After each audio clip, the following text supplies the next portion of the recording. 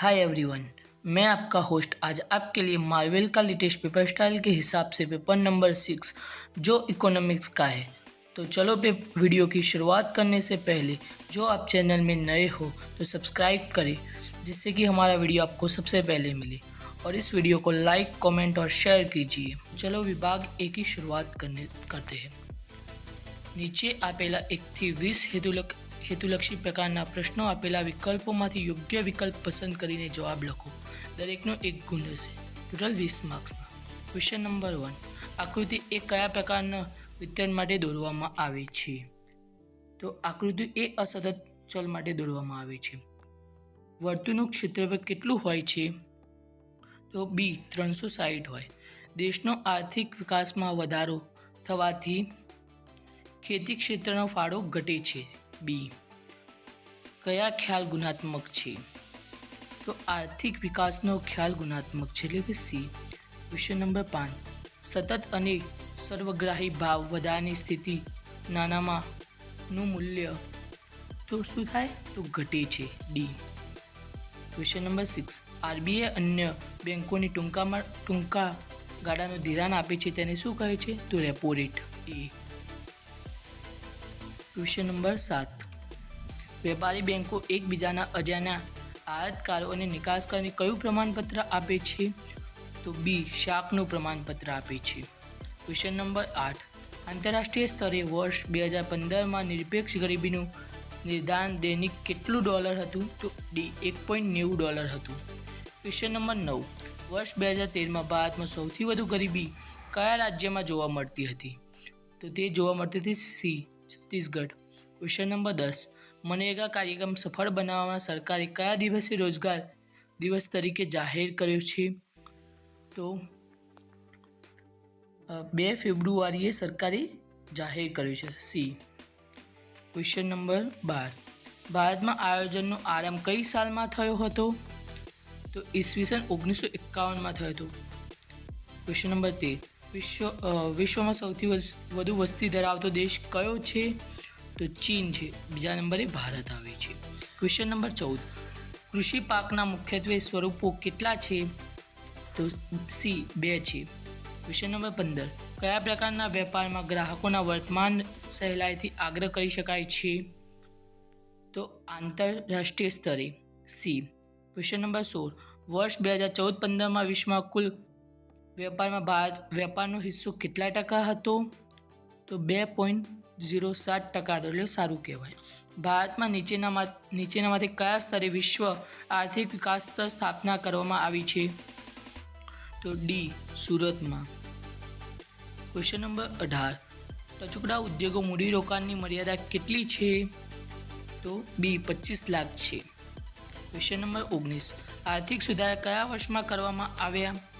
તો ડી 1991માં કરવામાં આવ્યા હતા આર્થિક સુધારા. Question number 20. વિશ્વમાં વીજળી ઉત્પાદન કરનાર દેશમાં ભારતમાં કયો ક્રમે આવે છે? તો 7મા ક્રમે આવે છે ભારત. કેટલાક ક્વેશ્ચન આન્સરના જવાબો નીચે આપેલા છે જે જોઈ લેવાના રહેશે તમારે. એના પછી વિભાગ બી. નીચે આપેલા 20 થી 30 પ્રશ્નો ઉત્તર 1-2 વાક્યમાં આપો. દરેકનો 1 ગુણ રહેશે. આલેખ શું છે? તો સ્વસ્વપ્ન હોય તેવી અવલોકિત માહિતીનું ચિત્ર દ્વારા પ્રતિનિધિત્વ એટલે આલેખ. Question number 22. સેનિટાઇઝરની સુવિધા શેના સુધારો સૂચવે છે? તો સેનિટરની સુવિધા જીવનની ભૌતિક ગુણવત્તામાં વધારો સૂચવે છે. Question number 23. CRRનું પૂરું નામ લખો. તો cache reserve ratio. Question number 24. કયા પ્રકારની થાપણ પર બેંક સૌથી વધુ વ્યાજ આપે છે? તો લાંબા ગાળાની વ્યાજ પર બેંક સૌથી વધારે થાપણ આપે છે. નિરપેક્ષ ગરીબીનો અર્થ આપો. નિરપેક્ષ ગરીબી એટલે કે જે રેખાથી ઓછી આવક કે ખર્ચ ધરાવતો વર્ગને નિરપેક્ષ ગરીબ કહેવામાં આવે છે જે નક્કી કરી છે સરકાર દ્વારા. Question number 26. બેરોજગારીનો અર્થ આપો. વર્તમાન વેતન દરે વ્યક્તિ કામ કરવાની ઈચ્છા શક્તિ તૈયારી હોવા છતાં તેને કામ ન મળે તેવી સ્થિતિને બેરોજગારી કહે છે. Question number 27. ભારતને ખેતી પ્રધાન દેશ તરીકે શા માટે ઓળખવામાં આવે છે? તો ભારતની વસ્તીનો મોટો ભાગ કૃષિ રોજગાર ઉપર આધારિત છે અને ખેતી કરે છે તેથી તેને ખેતી પ્રધાન દેશ કહે છે. Question number 28. વિદેશ વેપારની દિશા એટલે શું? વિદેશ વેપારની દિશા એટલે કોઈપણ દેશનો વિશ્વના વિવિધ દેશો સાથેનો વેપાર માટેનો સંબંધ. Question number 19. વિશ્વમાં ઓસ્ટ્રેલિયા કયા પ્રકારનો દેશ તરીકે ઓળખાય છે? તો ઓસ્ટ્રેલિયા ખેતી ક્ષેત્રે આધારિત વિકસિત દેશ તરીકે ઓળખાય છે. વિશ્વમાં ઓસ્ટ્રેલિયા કયા પ્રકારનો દેશ ઓળખાય છે? તો વિશ્વમાં ઓસ્ટ્રેલિયા ખેતી ક્ષેત્રે આધારિત વિકસિત દેશ તરીકે ઓળખાય છે. Question number 30. વીજળી કેટલી રીતે મેળવી શકાય છે? તો વીજળી 4 રીતે મેળવી શકાય છે. અર્થ એટલે કે પાણી દ્વારા, આગ દ્વારા, પરમાણુ દ્વારા અને બીજી પવનચક્કી દ્વારા. Question number 31. અર્થશાસ્ત્રમાં આકૃતિને આલેખનું મહત્વ જણાવો. તો જે મહત્વ નીચે મુજબ છે, જે તમારે જેમ કે આલેખ અટપટો લાગતો અર્થશાસ્ત્રને સરળ બનાવી, પછી વિવિધ ક્ષેત્રોમાંથી ફાયદાઓ કરે છે, સહેલાઈથી સમજી શકાય છે, આપણી જોવાની શક્તિ બચાવે, એકદમ સ્પષ્ટ રીતે ખબર પડી જાય, જુદા જુદા સમયગાળાઓને આરામથી દર્શાવી શકાય, બે વસ્તુની કમ્પેરિઝન કરી શકાય. Question number 32. ઇન્ટરનેટના ઉપયોગી ભયસ્થાનો જણાવો. તો ઇન્ટરનેટ જેટલું ઉપયોગી છે એટલું ભયસ્થાન પણ છે. જેમ કે અભ્યાસની સામગ્રી તો પૂરી પાડે છે, તેની સાથે કેટલીક એવી ઇન્ફોર્મેશન કે જે ન મળવી જોઈએ તે પણ મળી રહે છે.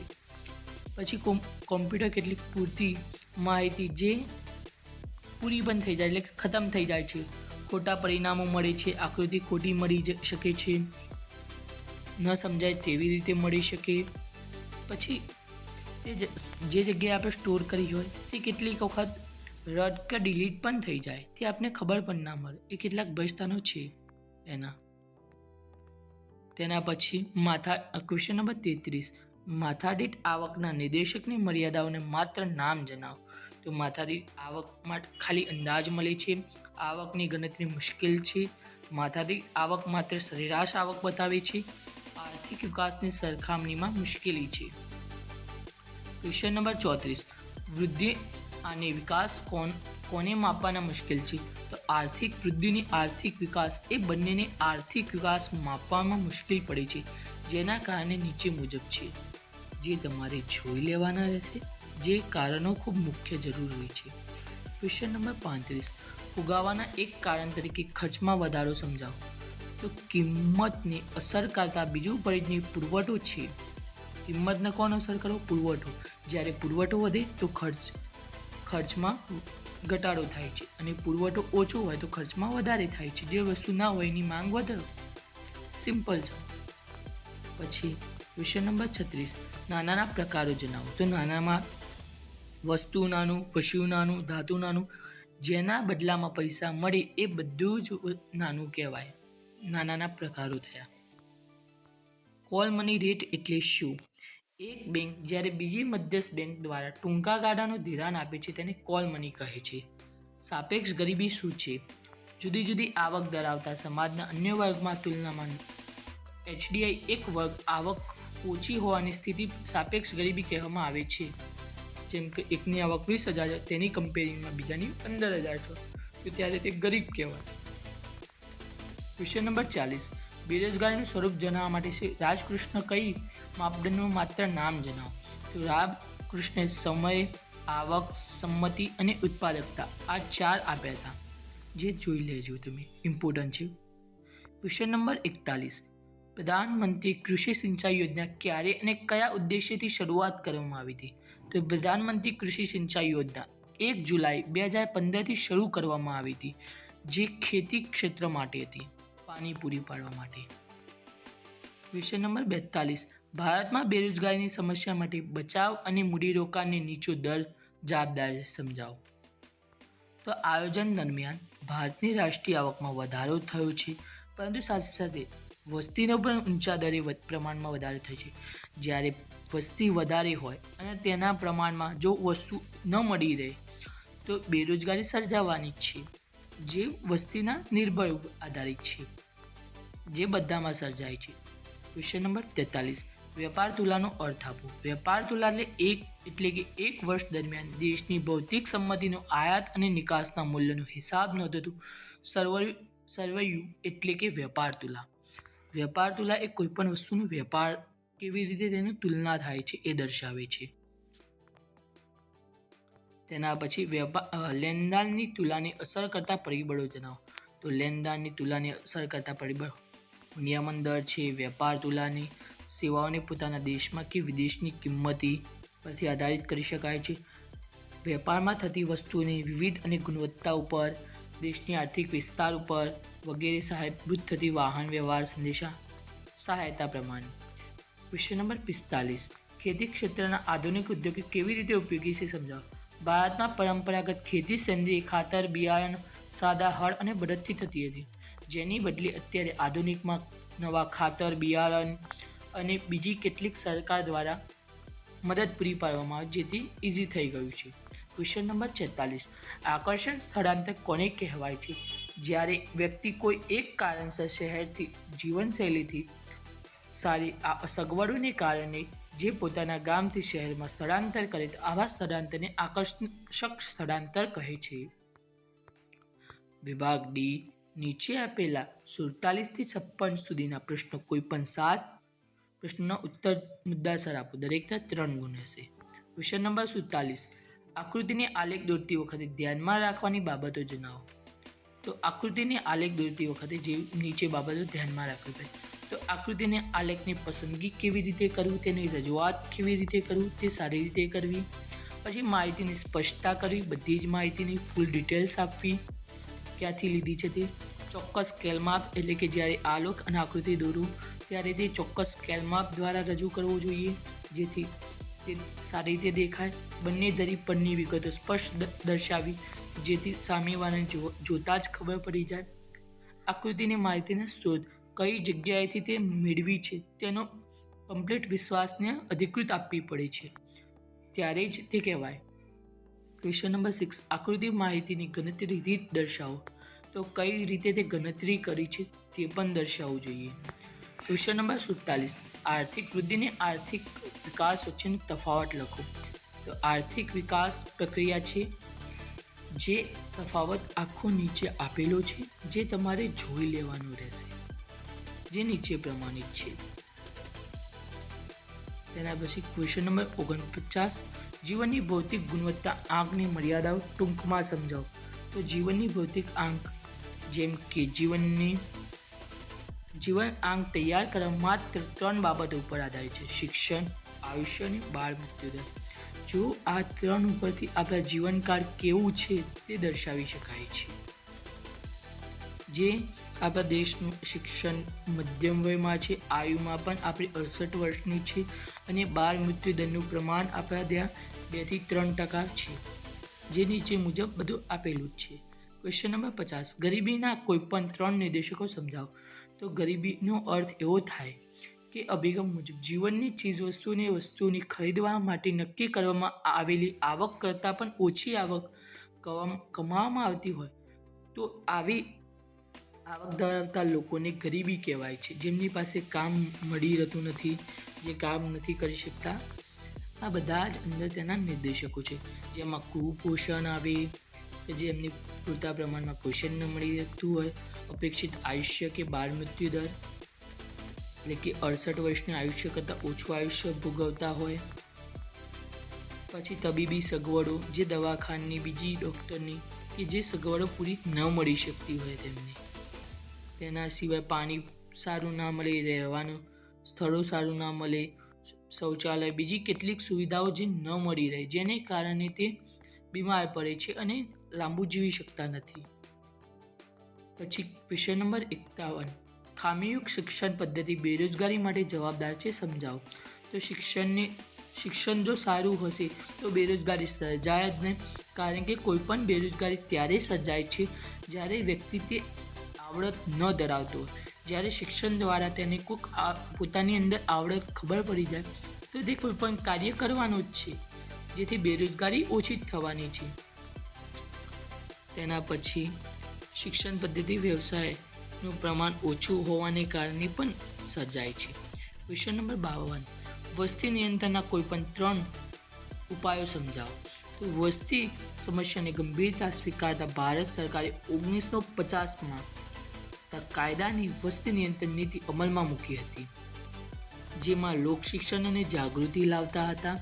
તે ઘરે ઘરે જઈને કે મોહલ્લામાં જઈને તેનો પ્રચાર કરતા હતા. નાના કુટુંબોને તેના વિશે સંદેશો આપતા હતા. સ્ત્રીઓને શિક્ષણ અને સમાજ અંગે જાગૃતિ લાવતા હતા. વસ્તી શિક્ષણ પરના ખાસ કાર્યક્રમો કરતા હતા.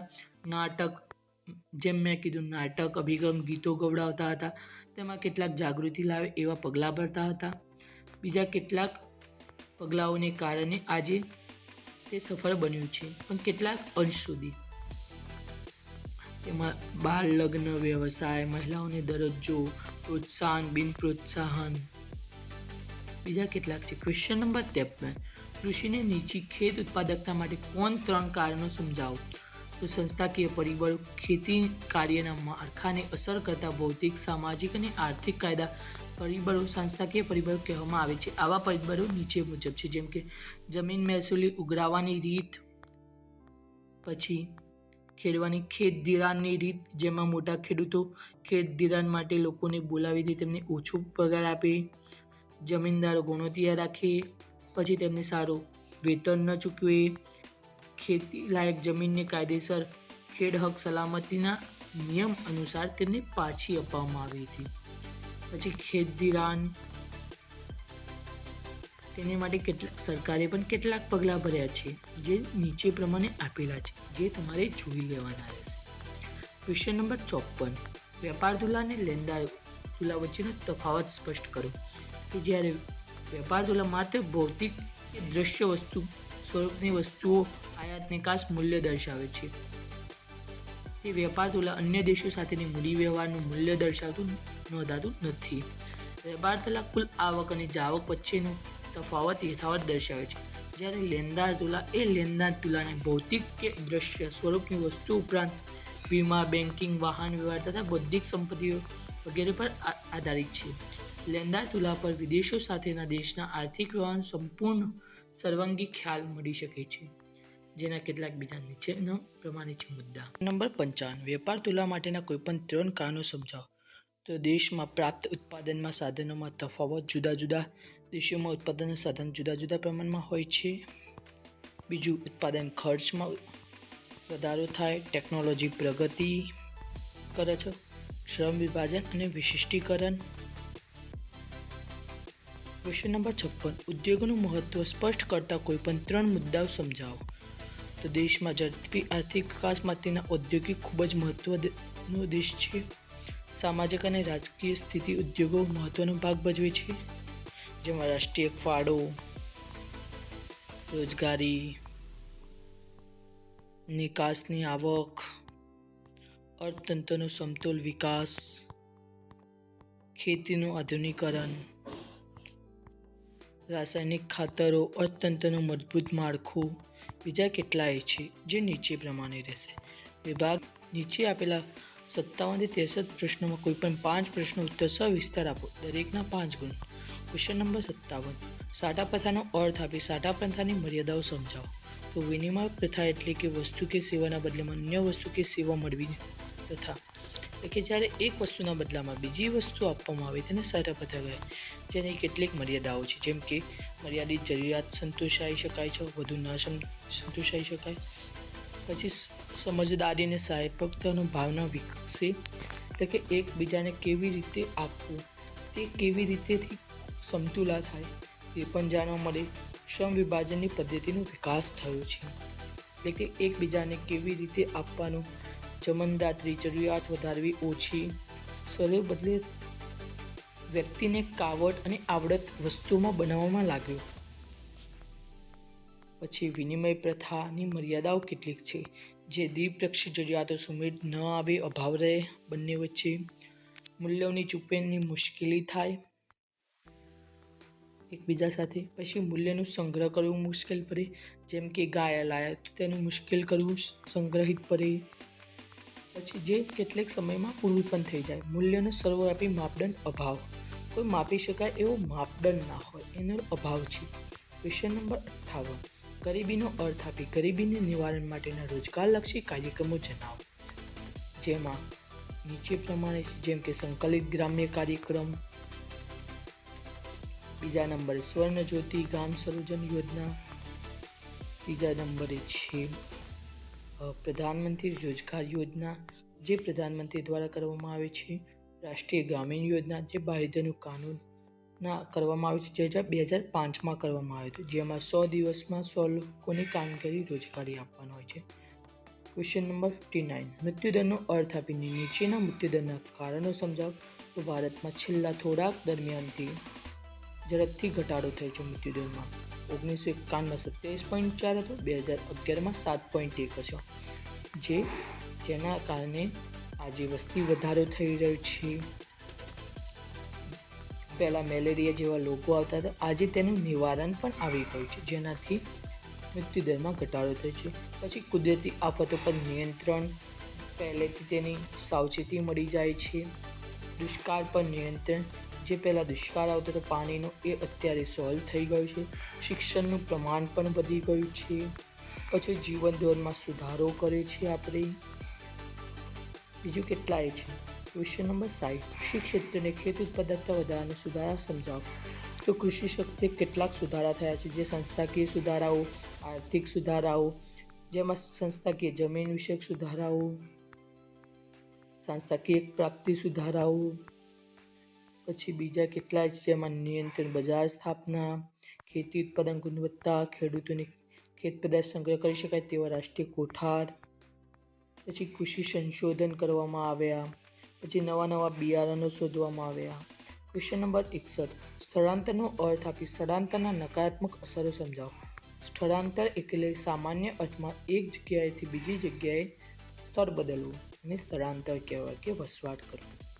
જે સ્થળાંતરમાં વ્યક્તિ કેટલાક હકારાત્મક અને નકારાત્મક થાય છે, જેમાં સ્થળાંતરના નકારાત્મક નિયંત્રણ, જેમાં અનિયંત્રિત શહેરીકરણ એટલે કે શ્રેણપીક જે વિકસિત પણ ન થયા હોય, જ્યાં તેમને કામ પણ ન મળી કે માળખાકીય સુવિધાઓ પણ પૂરી પ્રમાણમાં ન પડી રહી તેમને, જેમાં કેટલીક વખત આરોગ્યમાં સારું ન હોય, ગંદો વિસ્તાર હોય, પર્યાવરણની દૂષિત સમસ્યા હોય, પછી એવા વિસ્તારમાં રહેવું પડતું, સામાજિક દૂષણો કે ઊંચ નીચ છે. ક્વેશ્ચન નંબર 62 શહેરીકરણની સમસ્યાની હળવી કરવાના કોઈ પણ 5 ઉપાયો સમજાવો. તો શહેરીકરણની અસરોને હળવી કરવા માટે નીતિ વિષયક પગલાં લેવામાં આવે છે, જેમાં 10 લાખથી વધુ વસ્તી ધરાવતા શહેરોમાં નવા ઉદ્યોગોની સ્થાપનાનું નિયમન, મધ્ય કદના નાના ઉદ્યોગોનો વિકાસ કરવો, ભારતમાં શહેરીકરણની નીતિ મુજબ મોટા શહેરોની આસપાસ સેટેલાઇટ ટાઉનનો વિકાસ કરવો, રોજગારી તકો વધારવાની પ્રોગ્રામો કરવા, પછી માળખાકીય સુવિધાઓ પૂરી પાડવી, શિક્ષણને આરોગ્ય સુવિધાઓ પૂરી પાડવી, ગૃહ ઉદ્યોગ અને નાના પાયાના ઉદ્યોગોનો વિકાસ કરવા, વહીવટી વ્યવસ્થા મજબૂત કરવી. ક્વેશ્ચન નંબર 63 ગ્રામીણ અને શહેરી વિસ્તારનો આપો, જેનો આલેખ નીચે પ્રમાણે આપવામાં આવ્યો છે, જે તમારે જોઈ લેવાનું રહેશે. અહીંયા આપણું પેપર પૂરું થાય છે.